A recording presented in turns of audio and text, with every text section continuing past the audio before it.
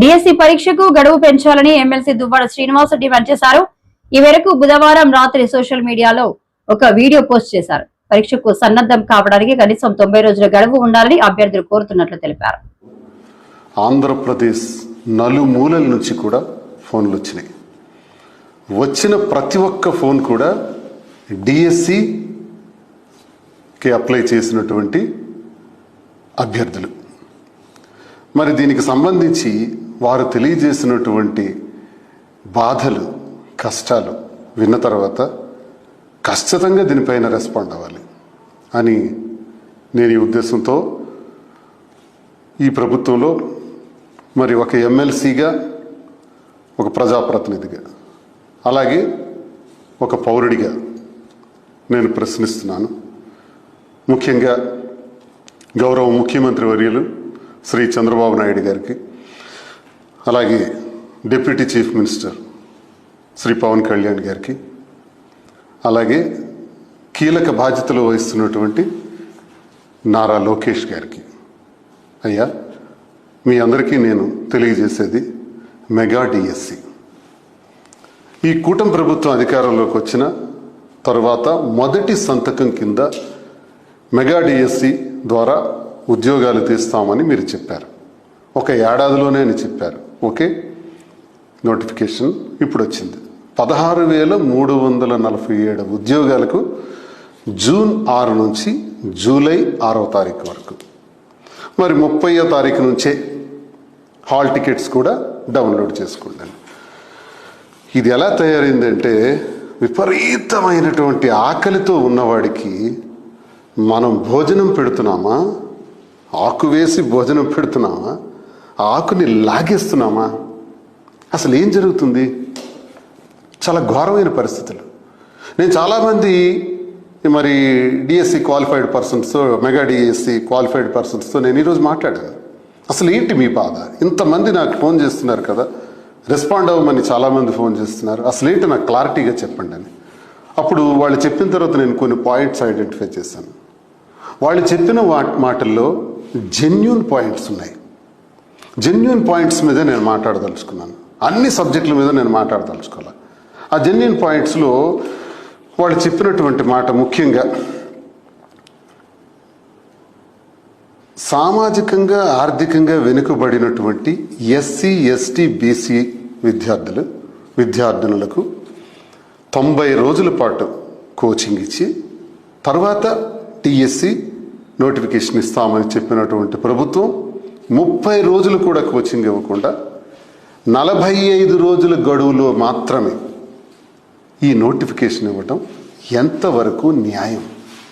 ఇది న్యాయమా? 90 రోజులు కనీసం డిఎస్సి ఎగ్జామినేషన్కి టైం ఇవ్వాలి కదా. గడిచిన కాలంలో టెట్ ఎగ్జామ్ కూడా ఇలాగే ఇచ్చారు కదా 22లో.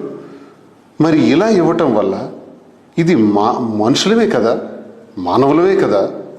నిరుద్యోగులుగా మేమందరం కూడా ఎలాగో ఓలాగా ఈ ఉద్యోగాన్ని సంపాదించుకోవాలి అని ప్రయత్నిస్తున్నటువంటి మాకు ఇది తీవ్రమైనటువంటి మానసిక క్షోభకు గురి చేస్తుంది అని నాతో చాలామంది చెప్పారు.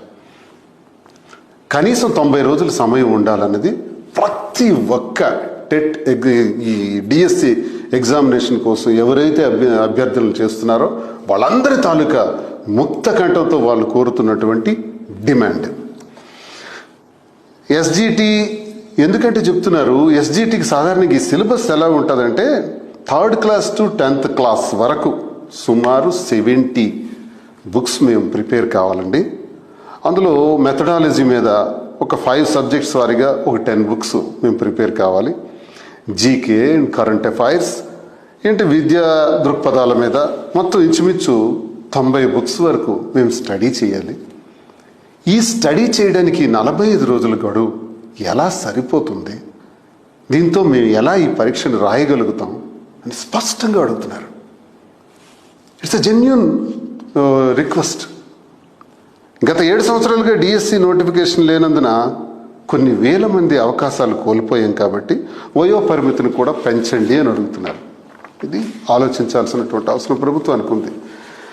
టెట్ అర్హత కలిగిన ప్రతి ఒక్కరికి డిఎస్సి వరకు అవకాశం ఇవ్వాలని కోరుకుంటున్నాం. అంటే టెట్ రాసిన వాళ్ళందరికీ కూడా అవకాశం ఇవ్వాలి. It's also important request.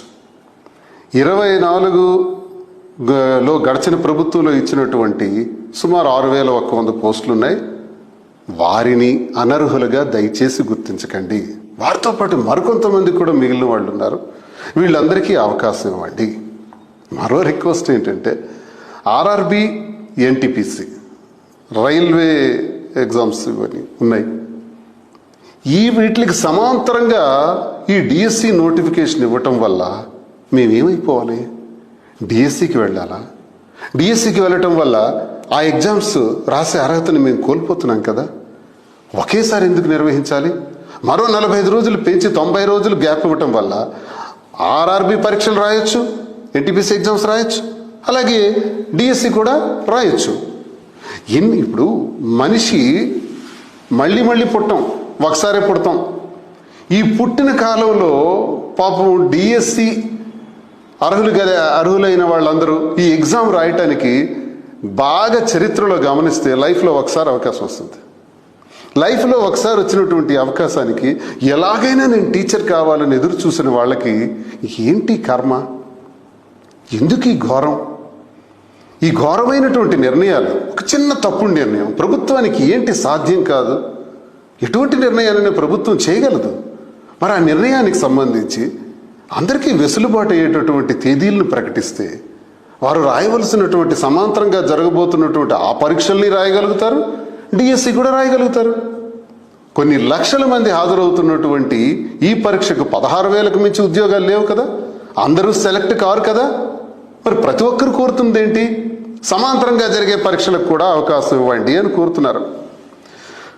మరి నాన్ లోకల్, లోకల్ వీటికి కూడా అప్లై చేసిన వారికి కూడా అవకాశం కల్పించండి అని కూడా కోరుతున్నారు. 23 నుంచి 25 సంవత్సరంలో ఉండే వాళ్ళకి ఈ 45 రోజుల్లో టెట్ నిర్వహించే అవకాశం కూడా కల్పించాలని కోరుతున్నారు. ఇది చాలా ఇంపార్టెంట్ రిక్వెస్ట్. ప్రతి ఒక్కరికి కూడా ఈ అర్హత కల్పించాలి టెట్ ఎగ్జామ్ రాసే విధంగా. అది ముందు ఇచ్చుంటే బాగుండేది. తర్వాత డిఎస్సి ఇవ్వాల్సింది అసలు. తర్వాత నార్మలైజేషన్ మీద ఎందుకు ఇంత రచ్చ?